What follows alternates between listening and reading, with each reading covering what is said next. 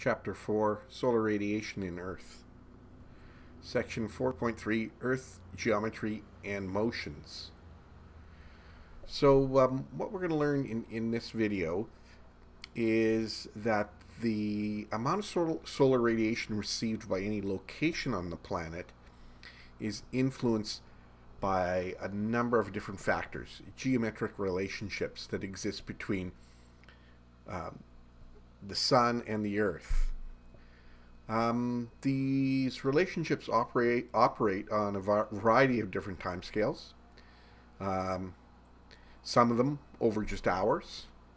Others take several thousand years to complete one cycle.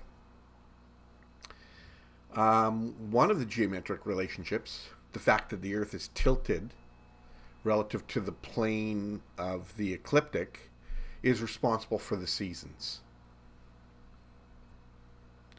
So let's begin by first defining something called Earth rotation.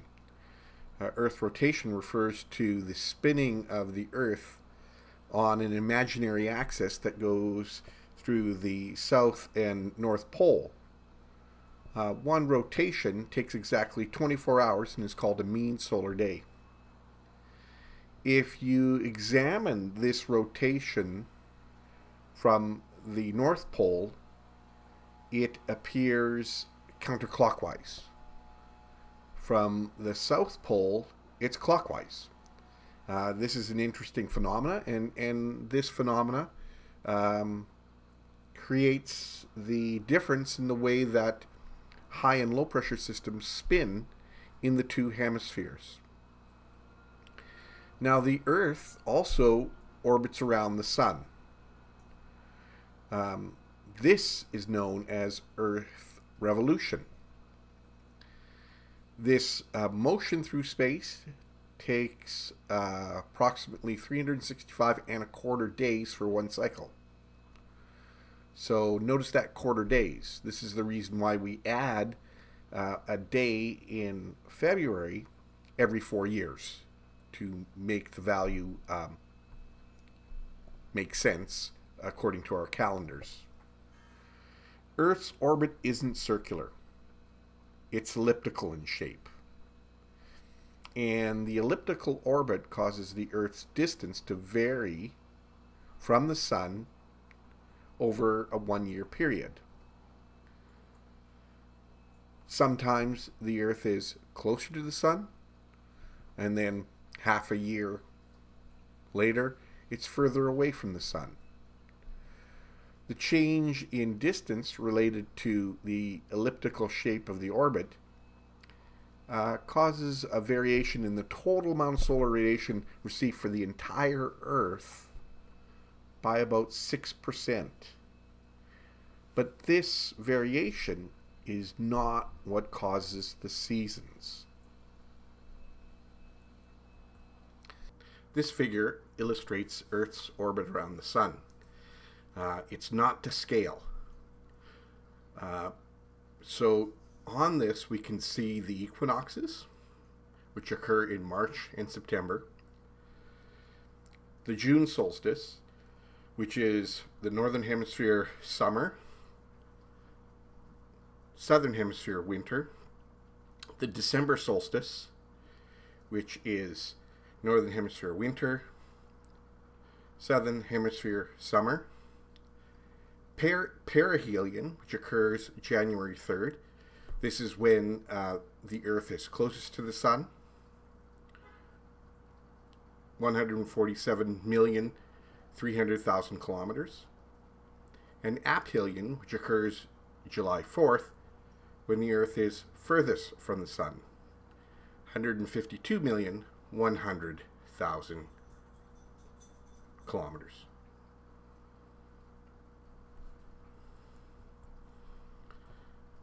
This diagram also shows the Earth's orbit around the sun. Once again, not to scale. The Earth isn't that big. It shows the rotation of the Earth. Notice it's counterclockwise, so we're looking from above at the North Pole. On this diagram, you can note that the Earth is split in two, a light side and a dark side. That line is called the circle of illumination. Also shown on this diagram is the Arctic Circle and the North Pole.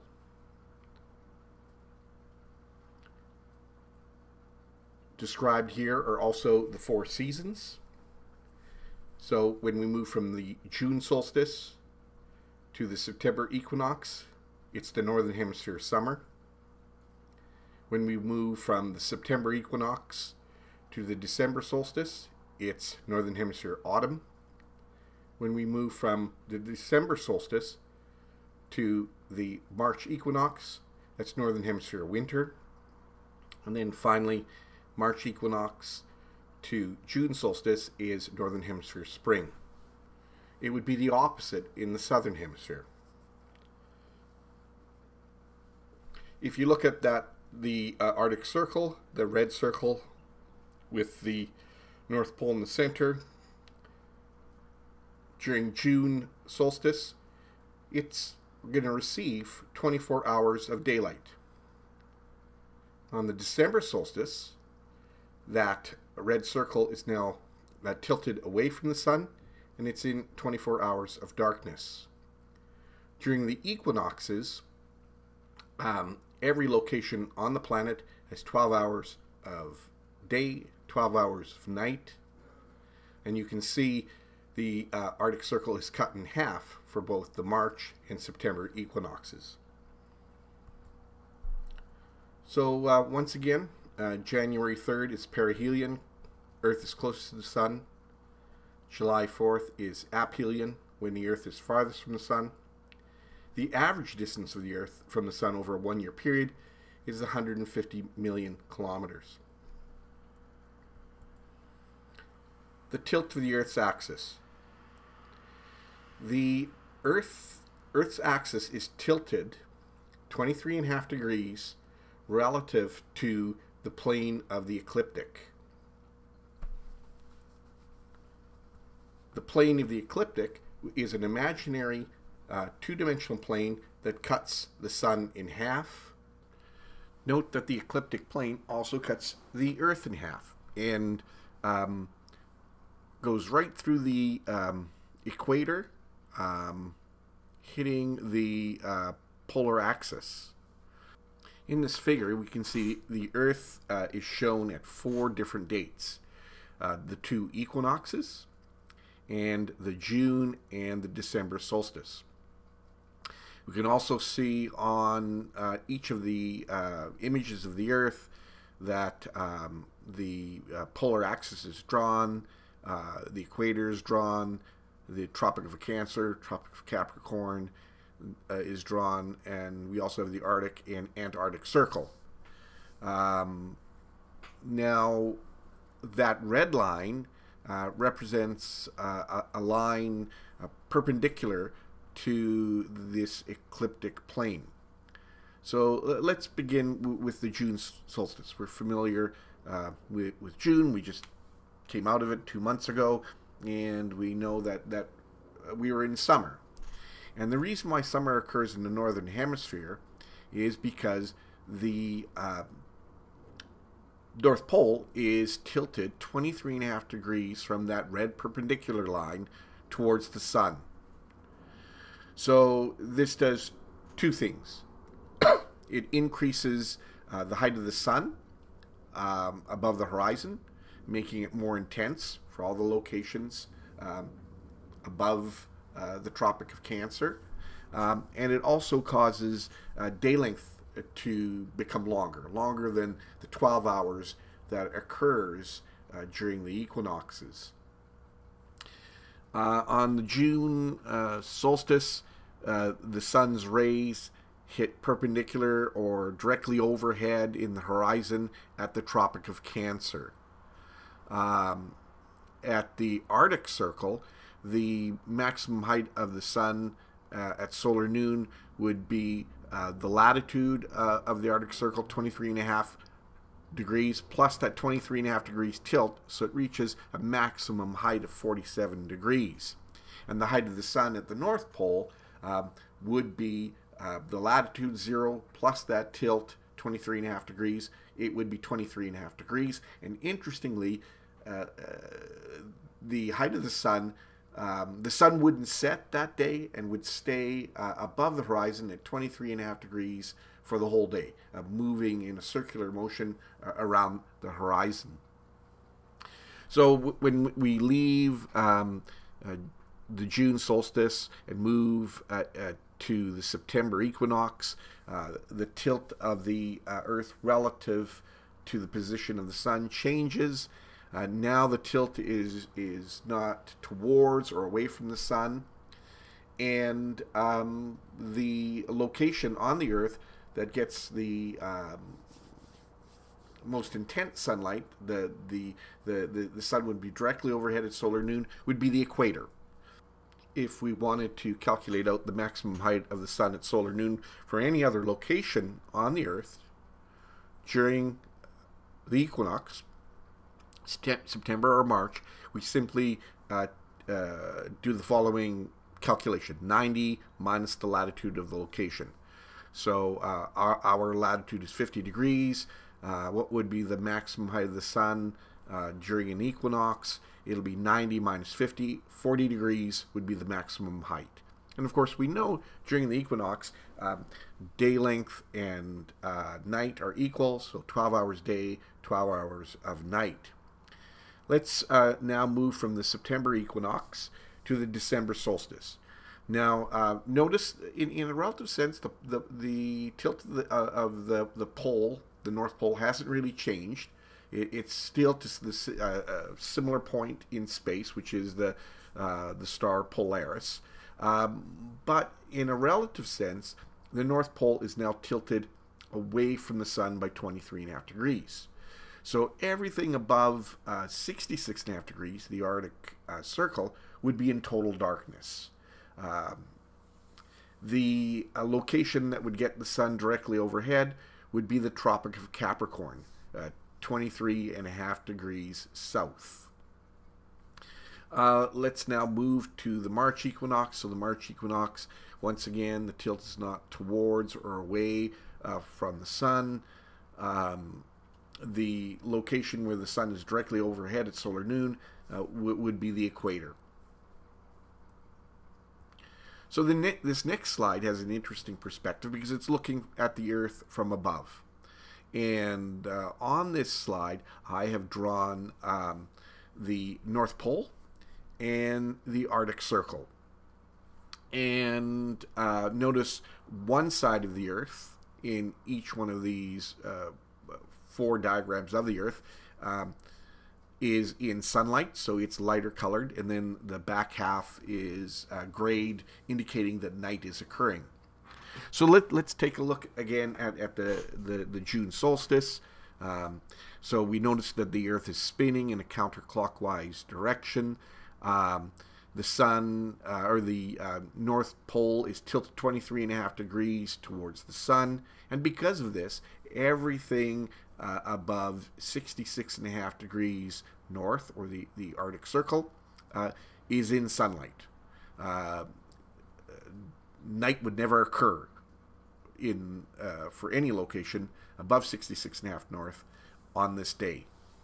Let's move to the September equinox, and now we see that this circle of illumination cuts right through the pole. We have 12 hours of day and 12 hours of night for every location. The height of the sun at the North Pole would be at just at the horizon. Half of it would be above, half would be below. If you want to go to a place where the sun is directly overhead, you'd have to go to the equator. For our location at 50 degrees north, we could calculate out the height of the maximum height of the sun at solar noon. Simply 90 minus our latitude 50, it would be 40 degrees. In the December solstice, we can now see that the Arctic Circle is in complete darkness. It's behind this circle of illumination, and any location above 66.5 degrees north would be in total darkness. The location on the Earth where the sun would be directly overhead would be 23.5 degrees south. The the height of the sun at the equator would be 66.5 degrees above the horizon at solar noon. Let's now move to the March equinox. March equinox is similar to the September equinox. The Arctic Circle is cut in half. Every location gets 12 hours a day, 12 hours of night. And the place on the Earth where the sun is directly overhead is the equator.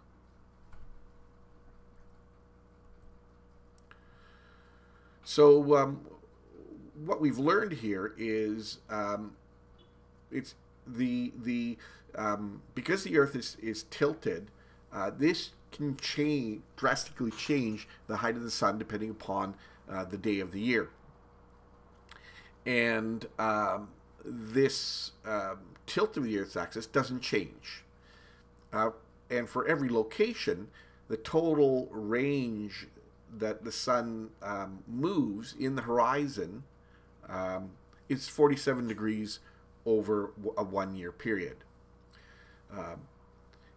This 47-degree change in the middle latitudes and high latitudes is responsible for the occurrence of summer and winter. During the summer in the northern hemisphere in June, the sun is higher in the sky, day length is longer, and a lot more radiation is received. That radiation is converted into heat energy, and that creates warmer temperatures that we see in summer. In winter, the height of the sun now is lower in above the horizon. Day length is shorter, and less radiation is received over that entire day period. Because there's less radiation, there's less heat generated, and relative to what occurs in the summer, we have colder conditions and winter. Here's another diagram showing the position of the Earth's axis relative to the sun. So here we have the two equinoxes, and as we can see that we have the ecliptic plane, that dotted white line, and it strikes the Earth's equator. That's where we would have the sun directly overhead at solar noon. The pole, the pole or the axis through the Earth is perpendicular to this ecliptic plane.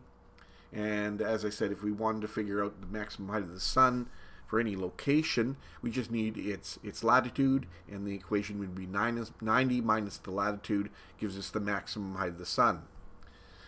During these equinoxes, once again, day length is 12 hours, night is 12 hours. And that's because the circle of illumination is cutting right through the axis of the Earth, the axis that the Earth spins on. Now, here we have the two solstices, where the axis is tilted either towards the sun or away from the sun, depending upon the hemisphere. If we look at the June solstice, we can see that this would be the time when summer would occur in the northern hemisphere, because we would get higher sun angles, longer day lengths.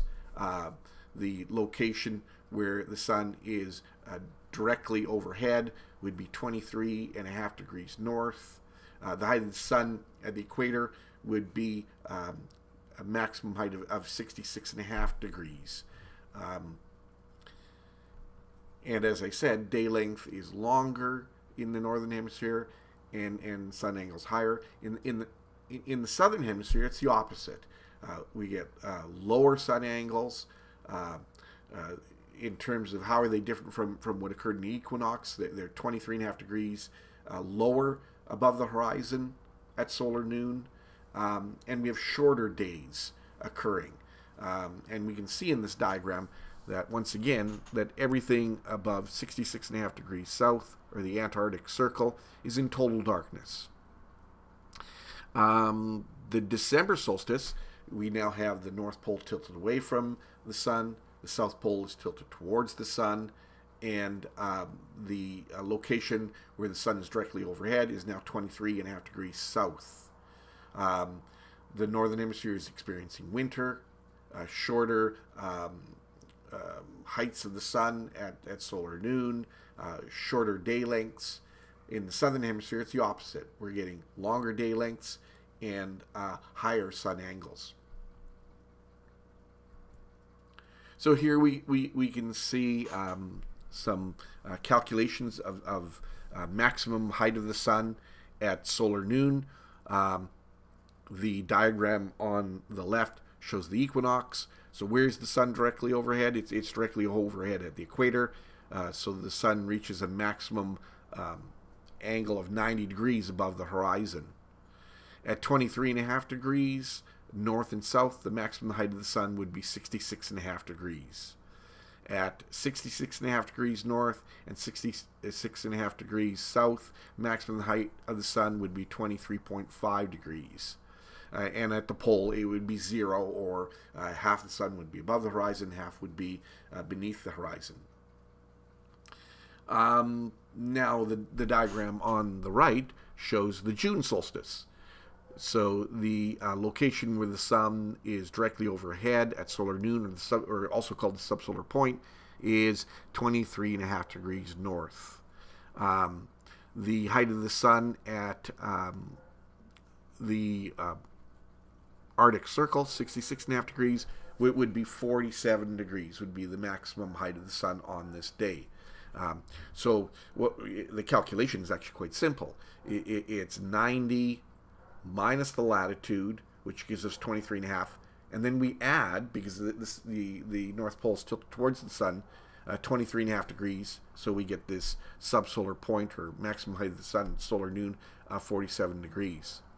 Maximum height of the sun at the North Pole is 23.5 degrees. In the southern hemisphere, the maximum height of the sun for 23.5 degrees south would only be 43 degrees. So now 90 minus 23.5 gives us 66.5, and we take another 23.5 away from that, giving us an angle of 43 degrees at the Tropic of Capricorn during the June solstice. And the sun is at 0 degrees in the southern hemisphere at 66.5 degrees south. Okay, let's do a little review. So June solstice. June solstice occurs June 21st or June 22nd. During the June solstice, the North Pole is tilted towards the sun by 23.5 degrees. The South Pole is tilted away from the sun by 23.5 degrees. June is summer in the northern hemisphere, winter in the southern hemisphere. During the June solstice, all locations north of the equator have day lengths greater than 12 hours. In fact, they steadily increase in length from the equator until we get a maximum day length of 24 hours at the Arctic Circle, and then above the Arctic Circle, it's in 24 hours of daylight. In south of the equator, day lengths decrease less than 12 hours, but are less than 12 hours, and they get steadily shorter until we reach the Antarctic Circle, where there's 0 hours of daylight, and above that, it's in total darkness.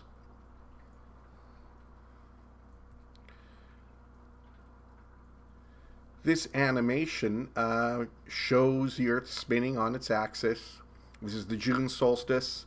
You can see the circle of illumination. And of course, when we see the sun rise and set, what we're seeing, or what causes this, is this spinning of the Earth on its axis. The location where the sun is directly overhead is 23.5 degrees north. Everything above the Arctic Circle, 66.5 degrees north, is in 24 hours of light, and everything above 66.5 degrees south is in 24 hours of darkness. In this animation, we can see the circle of illumination moving across the Earth, and this is from June 21st to June 22nd.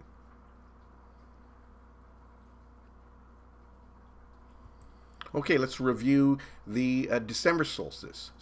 So during the December solstice, the North Pole is now tilted away from the sun by 23.5 degrees. The South Pole is tilted towards the sun by 23.5 degrees. During the December solstice, all locations north of the equator have day lengths less than 12 hours, and they decrease steadily until you reach a day length of 0 hours at the Arctic Circle, and above the Arctic Circle, it's in total darkness.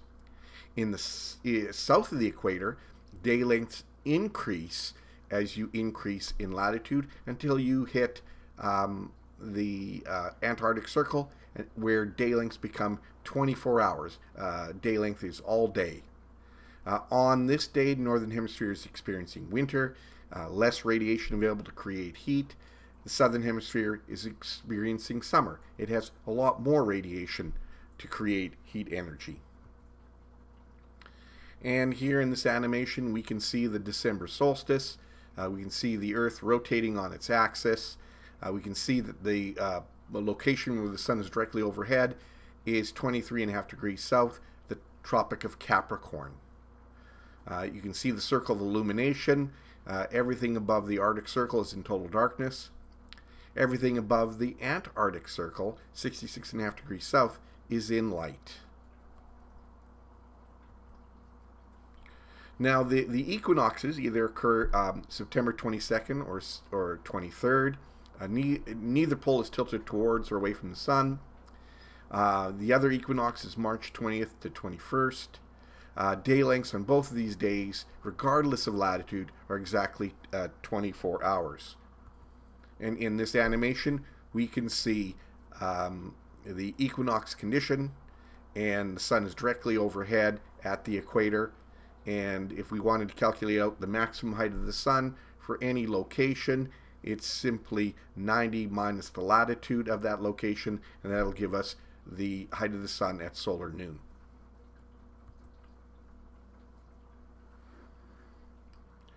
During a typical day, the sun changes in altitude from sunrise to sunset. At sunrise, it's just at the horizon. It starts moving up. It reaches its maximum altitude, solar altitude, or height above the horizon, at solar noon. Then it starts descending in the sky relative to the horizon until it sets at sunset. This motion is caused by the rotation of the Earth on its axis, which occurs over a 24-hour period. Now, solar altitude also varies on an annual scale, and this variation is being caused by changes in the position of the Earth's axis relative to the sun. The total annual variation in solar altitude for any location is always 47 degrees. For example, a location at 50 degrees latitude, the sun will vary from 16.5 degrees with a maximum altitude in the winter to a maximum altitude of 63.5 degrees in the summer. The following two tables describe changes in solar altitude at noon, so this is solar noon, for the solstices and equinoxes for several locations in the northern and southern hemisphere.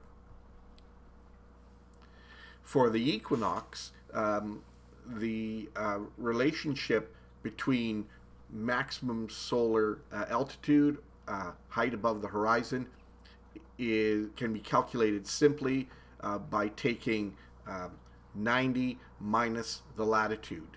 So 90 minus 0, maximum height is 90 degrees for the equinoxes for the equator. For 23.5 degrees north, maximum height would be 90 minus 23.5, 66.5 degrees. For 70 degrees, 90 minus 70, maximum height at the equinox, 20 degrees. During the June solstice, the Earth, or the North Pole, is now tilted towards the sun. So this increases the height of the sun in the horizon by about 23.5 degrees. So for the equator, it's kind of strange. The sun actually moves 23.5 degrees, and the horizon is 180 degrees in total, so it becomes 66.5 degrees. For 23.5 degrees, it's the sun is going to increase in altitude from the equinox by 23.5 degrees to 90 degrees. For 50 degrees north, the height of the sun is going to increase by, once again, 23.5 degrees, from 40 in the equinox to 63.5 in the June solstice. For 70 degrees, so 20 degrees is the maximum height for the equinox, add another 23.5 because this is in the northern hemisphere, it reaches a maximum height of 43.5 degrees. Let's now focus on the column for the southern hemisphere. Here, we now have the northern hemisphere tilted away from the sun by 23.5 degrees, so we should be subtracting 23.5 degrees from the typical equinox value. 90 minus 23.5, so the maximum height of the sun is 66.5 degrees. For the Tropic of Cancer, 23.5 degrees north, 66.5 minus 23.5, 43 degrees. For our latitude, 50 degrees north, 40 degrees is the height during the equinox. During winter, it drops 23.5 degrees to 16.5 degrees. It's interesting to note for the North Pole, the height of the sun is 0 degrees right on the horizon for the equinox. It moves to beneath, it goes beneath the horizon by negative 23.5 degrees during the December solstice.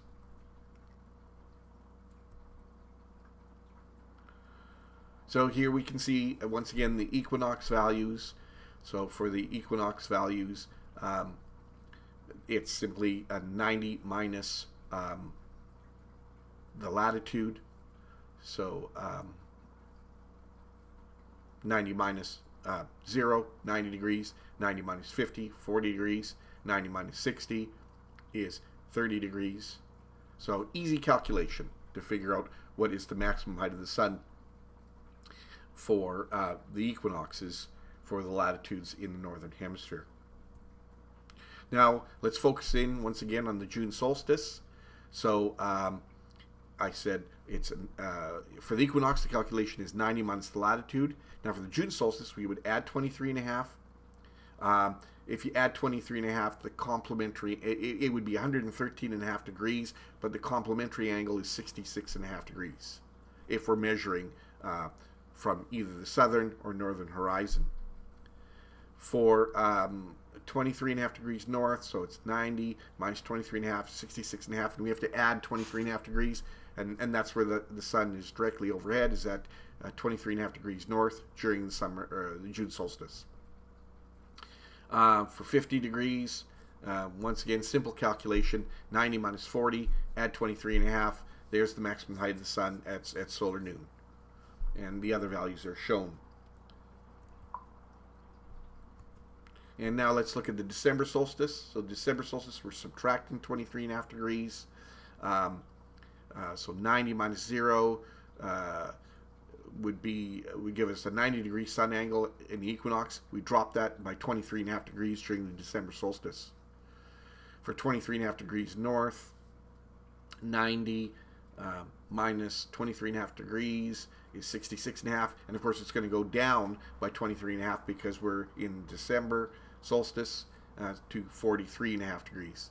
And you can see for the latitude where Kelowna is, where I'm teaching this course from, 90 minus 50, the maximum height of the sun at solar noon would be 40 degrees, but in the December solstice, subtract another 23.5 degrees for 16.5. Now for the southern hemisphere, everything is just the reverse.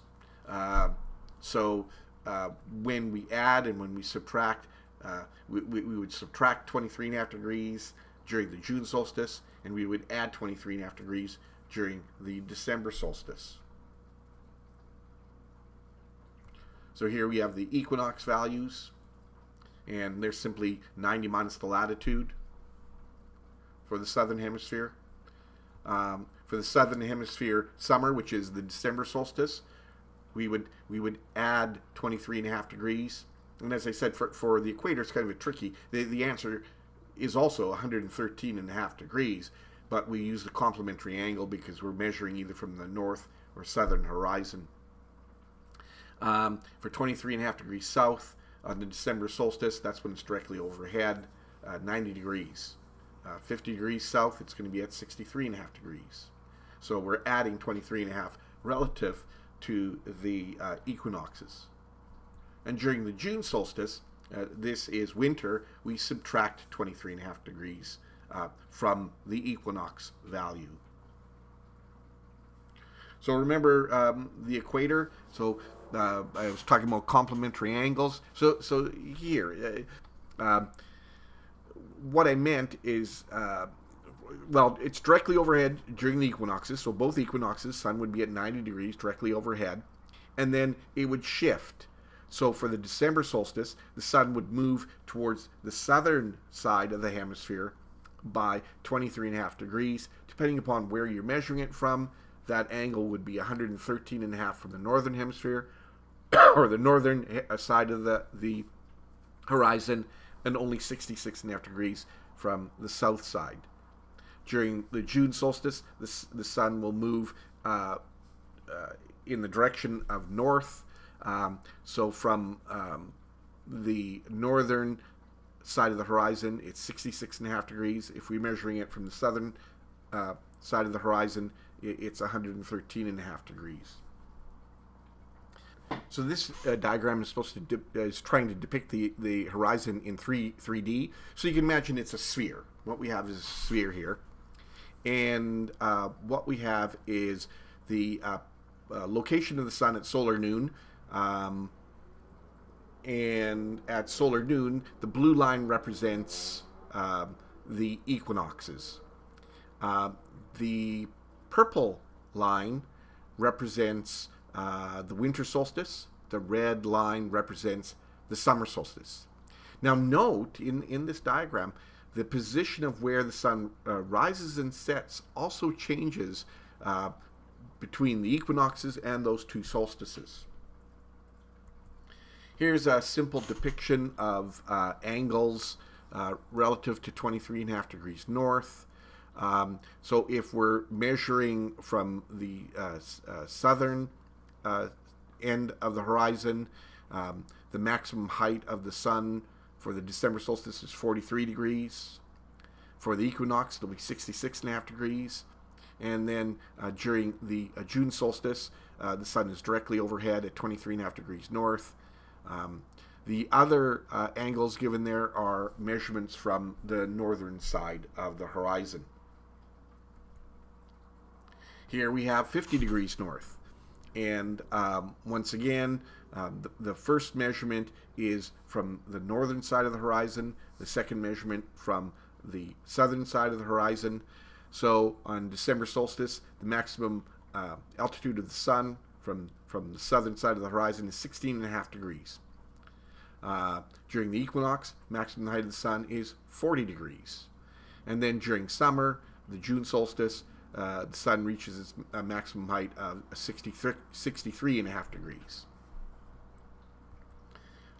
Here we have a nifty 3D diagram showing these angles once again relative to the southern side of the horizon.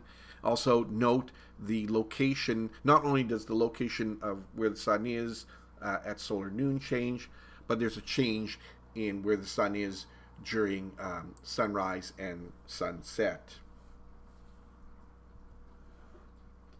This diagram shows 90 degrees north, and during the equinoxes, the sun would be right at the horizon, half of it above, half below. During the June solstice, for 90 degrees north, the sun will move higher above the southern horizon to a maximum height of 23.5 degrees. Relative to the equinox, during the December solstice, the sun moves below the horizon, below the southern end of the horizon, by 23.5 degrees, and it's invisible. This diagram shows the 3D representation of the movement of the sun, and the blue line represents both equinoxes. So we can see that you can tell when noon occurs because the sun would be directly south. Midnight, and the sun is still half above the horizon, the sun would be at directly north. There is no sunrise, no sunset. The purple line represents the June solstice, and now the sun is 23.5 degrees above the horizon during the whole day, moving in a circle around the sky. So in the previous slides, I suggested there's a simple calculation involved in trying to figure out the maximum height of the sun and solar noon for the equinoxes and for the solstices. And essentially, the altitude of the sun is equal to 90 minus the latitude, and then you add or subtract depending upon the hemisphere you're in and whether or not that the pole in that hemisphere is tilted towards or away from the sun. During the equinoxes, there is no tilt. So we don't need to add or subtract. The value is 0. Now this d value in this equation is sometimes called the declination. And the declination, there are declination tables. You can calculate it out for any day, what the declination is. So declination is added to the latitude if the location is experiencing summer. So in the northern latitudes, this would be the June solstice. Southern latitudes, it would be the December solstice. And subtracted from the latitude if the location is experiencing winter, which is the reverse. Now notice that all the answers from this equation are given relative to true north for the southern latitudes and true south for the northern latitudes. So here we can see a calculation for, once again, for 50 degrees north. For the equinox, it's simply 90 minus latitude. Latitude of 50 degrees north at 50. Maximum height of the sun at solar noon is 40 degrees. Now, if we use the June solstice and 50 degrees north, the declination would be 23.5 degrees positive because it's summer and the North Pole is tilted towards the sun. So if we want to figure out the altitude for the June solstice, it's 90 minus latitude plus declination, which is 23.5 degrees. So 90 minus 50 plus 23.5 for maximum height of the sun at solar noon. It's 63.5. And then here we finally have the calculation for solar noon and its sun angle for 50 degrees north for the December solstice. Now this declination value, the 23.5 degrees, because the sun is tilted away from the sun by 23.5 degrees, we have to subtract that value. So to figure out the maximum altitude of the sun, it's 90 minus the latitude, 50 minus 23.5 for a maximum sun angle of 16.5 degrees.